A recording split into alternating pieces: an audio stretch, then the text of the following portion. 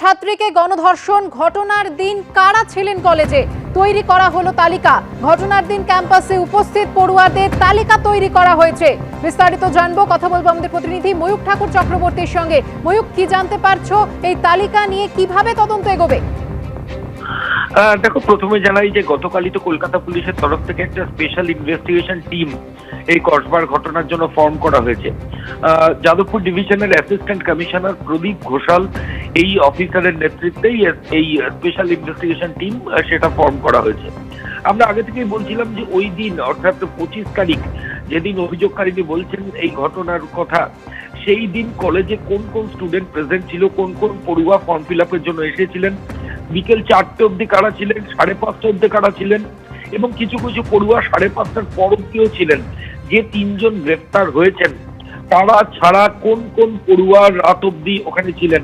কারণ অভিযোগকারিনী জানিয়েছেন রাত 7:30 থেকে 10:50-এর মধ্যে পুরো ঘটনা তার সাথে ঘটেছে, নারকীয় অত্যাচার।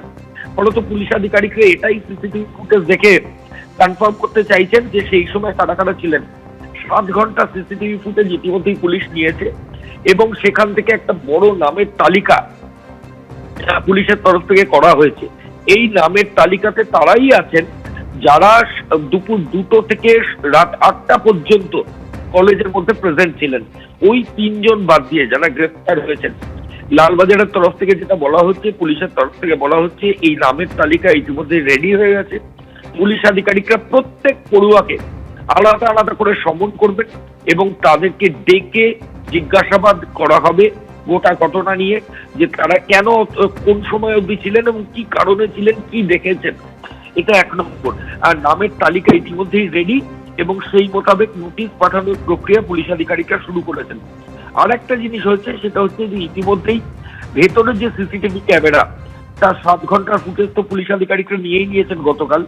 এবার বাইরের যে রাস্তার যে সিসিটিভি, সেই সিসিটিভি ক্যামেরার ফুটেজও কিন্তু পুলিশ আধিকারিকরা নিয়েছেন।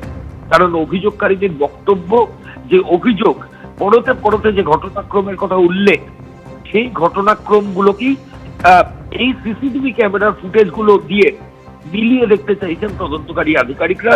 ঠিক সেই কারণেই 7 ঘন্টার ফুটেজের পাশাপাশি কলেজের বাইরের বিভিন্ন যে সিসিটিভি ক্যামেরা ফুটেজ, সেগুলো পুলিশ আধিকারিকরা ইতিমধ্যে নিয়ে নিয়েছেন।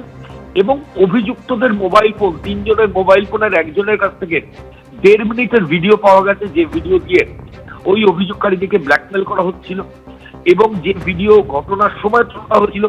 এখন পুলিশ আধিকারিকরা যেটা দেখছেন যে এই ভিডিও কোথায় কোথায় সার্কুলেট হয়েছে, এরা আদৌ করেছে কিনা, এবং এরা ঘটনার পর অর্থাৎ 25 তারিখ রাত থেকে 26 তারিখ রাত পর্যন্ত, 26 তারিখ রাতে 3 জন অ্যারেস্ট হয়েছে, এর মাঝে এদের মুভমেন্ট কি কি ছিল, এরা কোনো কনস্পিরেসি করেছিল কিনা, কোনো এভিডেন্স ডিস্ট্রাকশন করেছিল কিনা, সেটা জানার জন্যই তদন্তকারী আধিকারিকরা 3টে মোবাইল ফোন ফরেনসিক সায়েন্স ল্যাবরেটরিতে পাঠিয়ে দিয়েছেন, যার রিপোর্ট অল্প কিছুদিনের মধ্যেই পুলিশের হাতে আসবে।